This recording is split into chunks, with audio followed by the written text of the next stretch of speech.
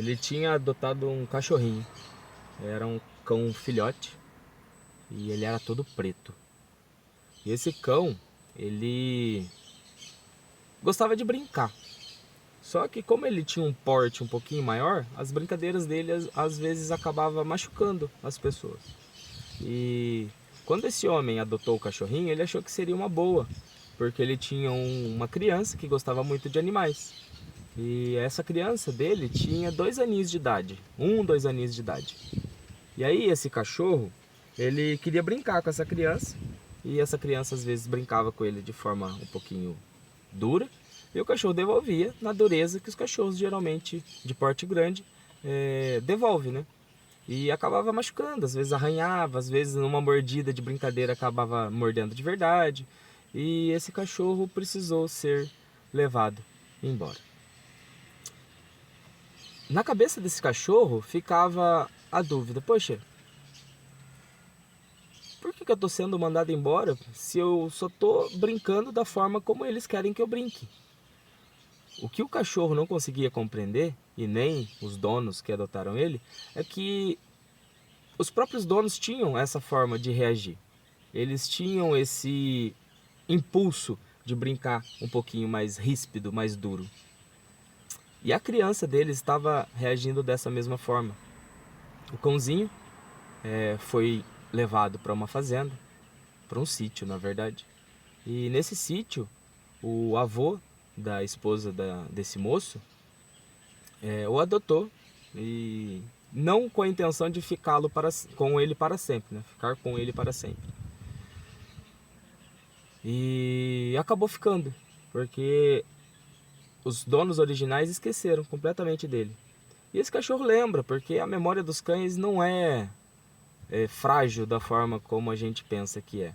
Ele lembra o tempo todo daquela criança que ele gostava muito de brincar.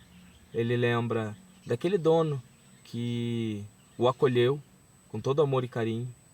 Ele lembra, ele fica lembrando enquanto ele está lá no quintal, nesse novo quintal que é grande, é melhor do que a casa que ele estava antes. E lá ele tem alguns bichinhos para brincar. Só que a forma dura que ele aprendeu a brincar quando ele era novinho acabou matando alguns desses bichinhos. E o novo senhor do terreiro lá é um homem um pouquinho duro. Então ele apanhou muito para aprender como deveria conviver com os outros bichinhos. E ele apanhou muito. Chegou ao ponto de ser mandado embora. O velho, o vô da esposa do primeiro dono, chegou a pensar em sacrificá-lo. Porque é isso, os antigos às vezes pensam: se está dando trabalho, vamos eliminar o mal pela raiz e tá tudo certo. Só que o coração desse cãozinho era muito amoroso, tinha muito amor, assim como ele foi ensinado, porque os donos originais deles, os que adotaram para começo de conversa, eles tinham muito amor, eles só não sabiam expressar esse amor, porque eles estavam um pouquinho bagunçados ainda, eles ainda estavam colocando a casa em ordem. E o amor gigantesco desse cãozinho tocou o coração do novo dono dele, do velhinho. E esse velhinho decidiu que, ao invés de sacrificar essa vidinha maravilhosa desse cãozinho todo preto, ele ia arrumar uma nova casinha, onde teria outros cachorros de porte parecido com o dele, não teria galinhas e não teria gatos, para ele poder brincar da forma como ele aprendeu a brincar. E lá ele foi. Chegando lá, como ele tinha outros cachorros e os cachorros se comunicam, o dono desse novo habitat colocou ele no lugar dele. Falou: aqui você brinca da forma que a gente mandar você brincar. Só que a alma desse cãozinho acabou impregnada da inocência e da infância que os donos originais dele não sabiam lidar. Então essa inocência, essa pureza de coração dos donos originais impregnou no cãozinho, e ele amava brincar. E ele apanhava muito dos cachorros maiores, porque ele ainda brincava muito. E de forma que os cãezinhos mais velhos ali daquele novo habitat não estavam acostumados a brincar. E lá ele ficou. E tá lá até hoje, brincando, se divertindo.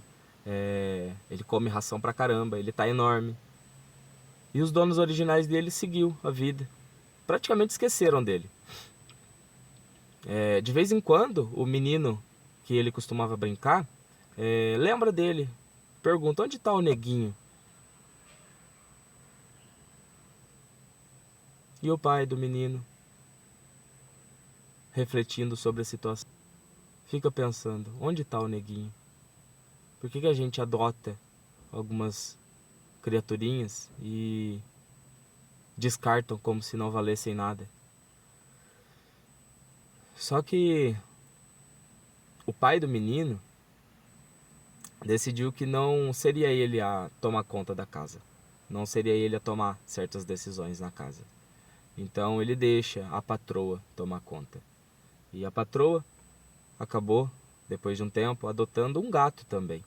Uma gata. Só que essa gata, de certa forma, roubou o carinho que ela gostaria de receber do marido dela. E em algum momento, essa gata acabou incomodando a dona do habitat.